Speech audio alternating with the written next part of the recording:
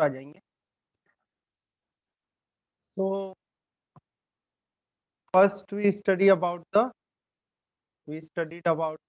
Scalar product. Okay, तो scalar product में होता क्या है, when we multiplied the two products the result will be a scalar quantity, so that it is called what about scalar product. Okay, scalar product is also called dot product. Scalar product को हम dot product भी कहते हैं। Why? Because when we write A vector dot B vector it means we are doing a scalar product and the expression for the A vector dot B vector is A B cos theta, in which a and b are the magnitudes of vector A and vector B and theta is the angle between the vector A and vector B. Okay, मैंने mention भी किया हुआ है इसमें। Then geometrical interpretation of scalar product. So in geometrical interpretation of scalar product, you can see that there is a vector B on horizontal axis and there is another vector A which is at the angle theta. Okay, which is at the angle theta from the horizontal vector. So when you take a component A cos theta, so I can write A cos theta into magnitude of B. So it will become AB cos theta, or AB cos theta you can write A cos theta into B. Now what is A cos theta? A cos theta is a magnitude of component of A vector in the direction of B vector into magnitude of B vector. So this is the geometrical interpretation of scalar product. Then there is some examples of scalar product, like work done is equal to force, or with force dot product with the displacement. Now force and displacement both are the vector quantities, and when you multiply these two quantities you will get a scalar quantity which is work done. Now instantaneous power, also power is equal to force into velocity. So power is a dot product of force, which is a vector quantity, and velocity, it is also a vector quantity, and the result will be a scalar quantity. Okay, so this is also a example of scalar product. Now then we studied some properties of the scalar product, like it is a commutative. Commutative means you can write a vector dot b vector is equal to b vector dot a vector, interchange कर सकते हो। ठीक है, interchange क्यों कर पा रहे हो, क्योंकि ये स्केलर है, इसमें कोई डायरेक्शन तो है ही नहीं, तो A vector dot B vector को B vector dot A vector आप you can write. Okay, now second is distributive over addition. Distributive over addition means a vector dot b vector plus c vector है, so you can write a vector dot b vector then plus a vector dot c vector. Okay, then if a vector and b vector are in same direction then angle is zero, यानी कि अगर like vectors हैं तो like vector हैं तो a vector dot b vector जो आएगा वो कितना आ जाएगा आपका a b, यानी ये maximum positive magnitude आपको मिलेगा when the two vectors are like vector or in the same direction. Okay, if they are in a if they are perpendicular to each other then the result will be zero. So this feature is very important. This feature is very important, you have to remember this whenever in many problems when you ask about the angle between the two vectors, then you can apply this property of a scalar product. Let they are do a dot product, and when we do a dot product you will get, if you will get the answer zero, it means these two vector quantities are perpendicular to each other. So it is a important property of a scalar product. Then if two vectors are in opposite direction the angle is 180 degree, and you will get a if the scalar product, the value of scalar product is minus ab. Minus ab मतलब a का magnitude है, b का magnitude, उनका product मिल रहा है negative में, तो ये हो जाएगा maximum negative magnitude. Okay, maximum negative magnitude. तो प्रॉपर्टीज थोड़ा ध्यान रखना है, क्योंकि जब फिर क्वेश्चन अटेम्प्ट करोगे तो आसानी रहेगी, आपको जल्दी आप आंसर कर पाओगे। ठीक है, आगे क्या दे रखा है, if we have two equal vectors magnitude in, तो दो इक्वल वेक्टर है, इक्वल वेक्टर मतलब उनका मैग्नीट्यूड और डायरेक्शन सेम है। तो अगर मैग्नीट्यूड सेम है, ठीक है, और डायरेक्शन भी सेम है, तो एंगल तो जीरो हो जाएगा, मैग्नीट्यूड ए और ए तो क्या आ जाएगा ए स्क्वायर। तो ये भी ध्यान रखो आप, A vector dot A vector same vector है, उनका डॉट प्रोडक्ट कर रहे हो आप, तो जो रिजल्ट आता है उनके मैग्नीट्यूड का स्क्वायर आता है। ठीक है, वैसे प्रॉपर्टीज तो सभी इंपॉर्टेंट, ये जो प्रॉपर्टीज में बता रहा हूँ सभी इंपॉर्टेंट है, जब न्यूमेरिकल प्रॉब्लम सॉल्व करोगे आप तो सब आपको अप्लाई करना होंगे। ठीक है, आगे देखो, scalar product of unit vectors. Unit vectors आप जानते हैं, in positive X direction plus I cap, in positive Y direction plus J cap, and Z direction plus K cap.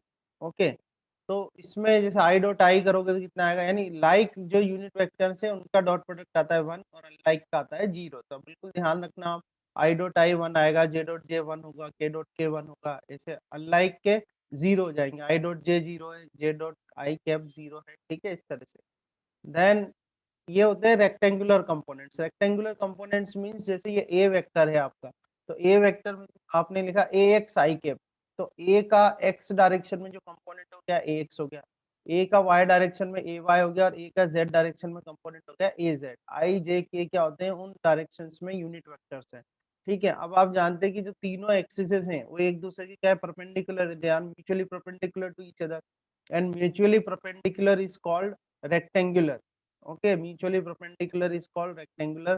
So these are also called rectangular component of A vector and rectangular component of B vector. Rectangular component का मतलब होता है उसको उनको x y और z direction में components में आप लिखोगे उसको, you write, then that is called rectangular component of any particular vector. Okay, so इनका आप जब प्रोडक्ट करोगे तो आप देख सकते हैं ओनली लाइक जो यूनिट वेक्टर्स हैं वो तो आपको 1 देंगे, अनलाइक जो होंगे वो क्या होंगे, जीरो देंगे। तो इस तरह से अब A vector dot B vector आप करोगे, then you will get A X B X plus A Y B Y plus A Z B Z. So it is also an important property, because if you remember this property, then you can just directly write this equation by which you can get the scalar product of rectangular components of vector. Okay, then next is, if you need to find out the angle between the two vectors and the rectangular components are given, so in that case the formula is cos theta is equal to a vector dot b vector divided by ab.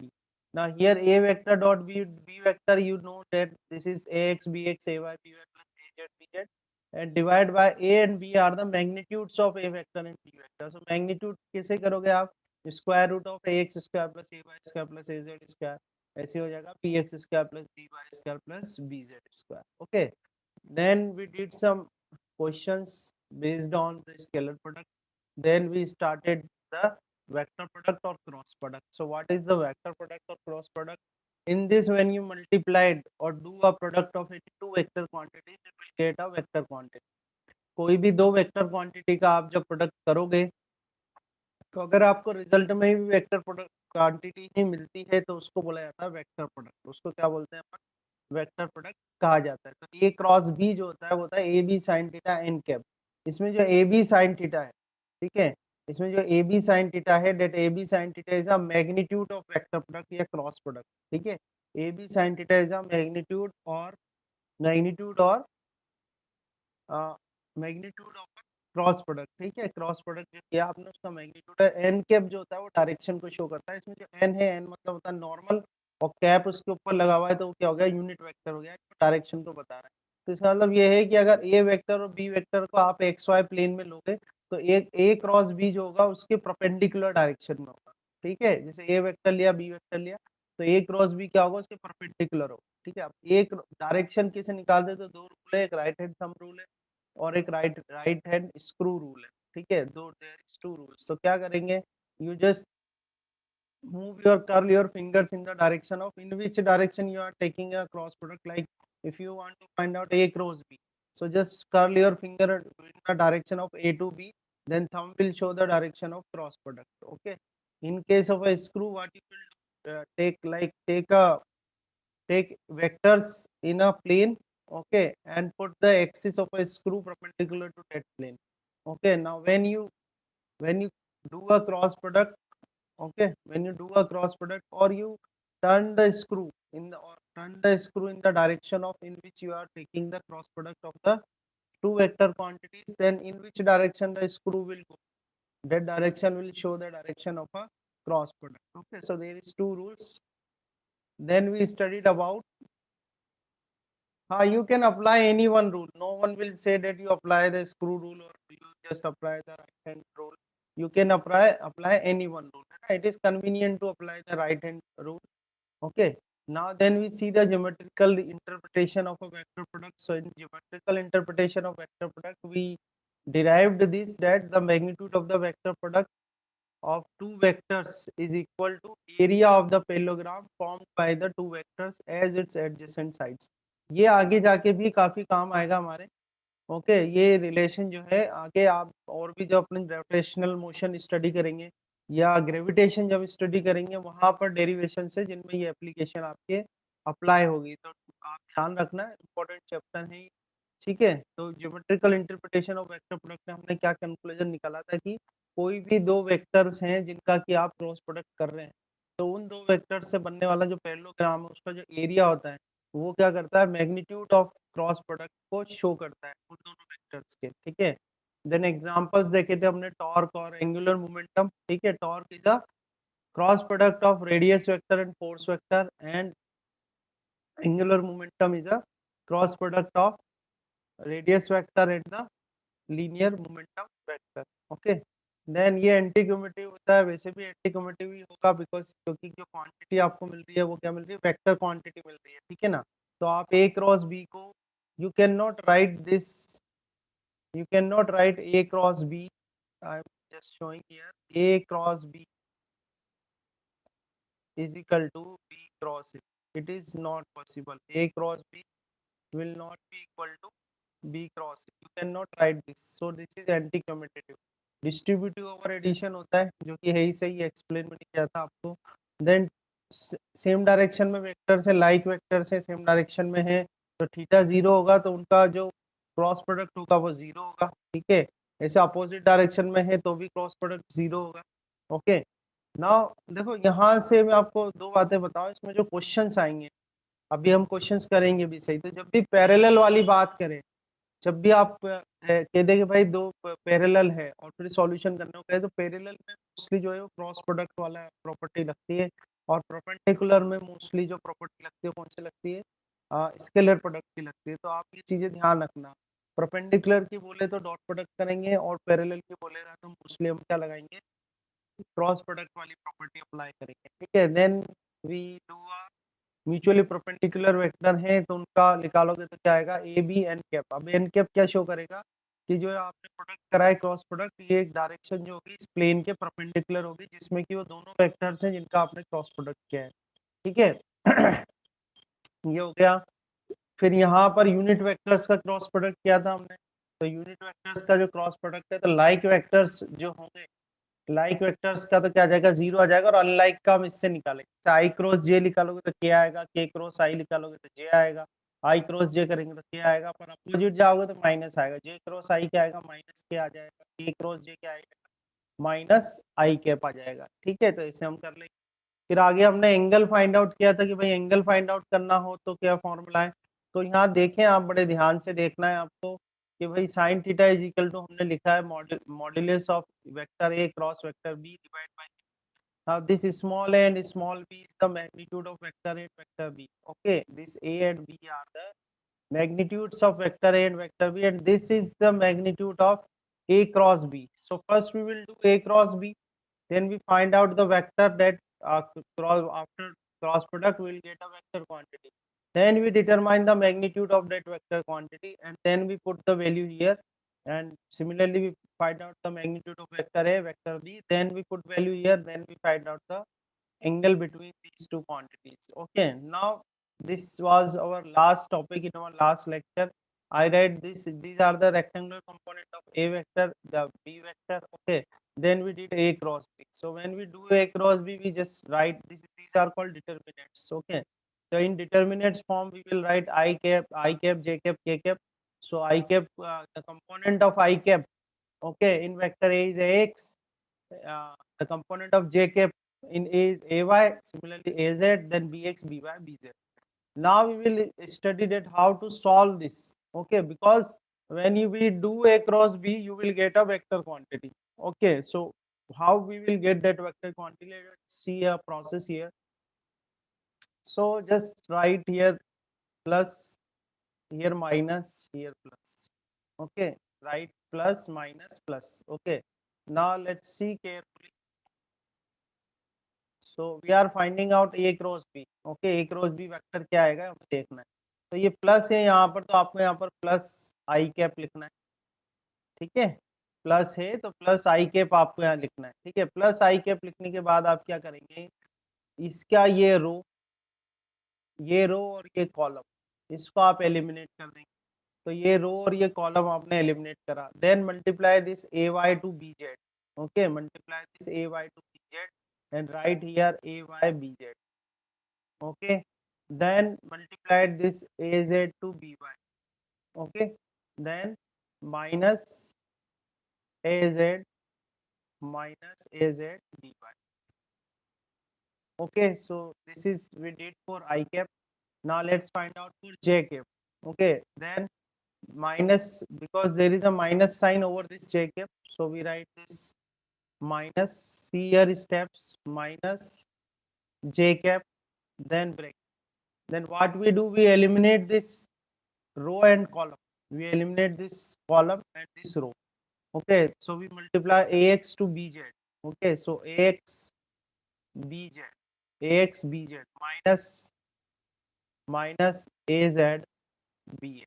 Okay, so by this you will get the this term. Okay, then for k cap, so there is a positive sign over k cap, so plus k cap. Okay, plus k cap, and for k cap you eliminate this column and this row, so you'll get ax by minus ay bx minus ay bx. Okay, so this is the way to solve this determinant. So by just put all the values and calculate it, so then you will get a vector quantity. So and it will show that whenever you will do a cross product of any two vector quantities, you will get a vector quantity. Okay, so देखना आप लोग कर, all can do this question. हमने जो question उसने बनाया है उस क्वेश्चन से ही हम आंसर कर रहे हैं. कैसे? उसने कहा है कि ऐसा कोई वेक्टर बताओ जिसका की मैग्नीट्यूड तो बी वेक्टर के बराबर हो और वो जो डायरेक्शन उसकी हो वो ए वेक्टर में पैरेलल टू ए वेक्टर है ना, तो पैरेलल टू ए वेक्टर उसकी वही डायरेक्शन वही होगी जो ए वेक्टर की डायरेक्शन है. ठीक है, तो इसकी में क्या करें, जो हमारा हमने मान लिया कि भाई वो जो वेक्टर है वो क्या है, सी वेक्टर है, तो इसका मतलब ये है कि मैग्नीट्यूड ऑफ सी वेक्टर जो होगा वो मैग्नीट्यूड ऑफ बी वेक्टर होगा. है कि नहीं? सही बात है ना, यही तो क्वेश्चन वाला क्वेश्चन में यही तो कह रहे हैं ये कि वो जो वेक्टर है उसका मैग्नीट्यूड बी वेक्टर के बराबर है, यही कहा जा रहा है ना आपसे. तो इसका मतलब सी वेक्टर जो मेरा है उसका मैग्नीट्यूड किसके बराबर है, बी वेक्टर के बराबर है. तो बी वेक्टर का मैग्नीट्यूड तो हम फाइंड आउट कर सकते हैं ना भाई. बी वेक्टर का मैग्नीट्यूड क्या आएगा, स्टेप आपका आती ही है, 7 का स्क्वायर आ जाएगा प्लस 24 का स्क्वायर आ जाएगा. यही करोगे ना आप, 7 का स्क्वायर करोगे प्लस स्क्वायर. आप फॉर्मूले तो आपको याद करने हैं सारे. ठीक है, तो ये अपने लगाया. ठीक है, अंडर रूट में 7 का स्क्वायर प्लस 24 का स्क्वायर, इसको जब आप सॉल्व करोगे तो ये आएगा 25. ठीक है, ये आएगा 25. तो ये तो हमें मेरा जो सी वेक्टर है, क्योंकि सी वेक्टर को जब रिप्रेजेंट किया जाएगा ना, तो सी वेक्टर को जब रिप्रेजेंट करेंगे तो वो सी वेक्टर का मैग्नीट्यूड होगा और सी वेक्टर की डायरेक्शन होगी. ऐसे ही तो रिप्रेजेंट करूंगा ना मैं सी वेक्टर को, जो कि हमारा आंसर हमें निकालना है. तो मैग्नीट्यूड तो मेरे पास आ गया, 25 आ रहा है. अब रही बात डायरेक्शन की, तो डायरेक्शन ये कह रहे हैं कि डायरेक्शन जो ए वेक्टर की वो डायरेक्शन है. तो ए वेक्टर को देखो, ए वेक्टर को जब रिप्रेजेंट करेंगे तो कैसे रिप्रेजेंट करेंगे, मैग्नीट्यूड ऑफ ए वेक्टर और ए कैप आएगा, ए कैप आएगा ना उसका.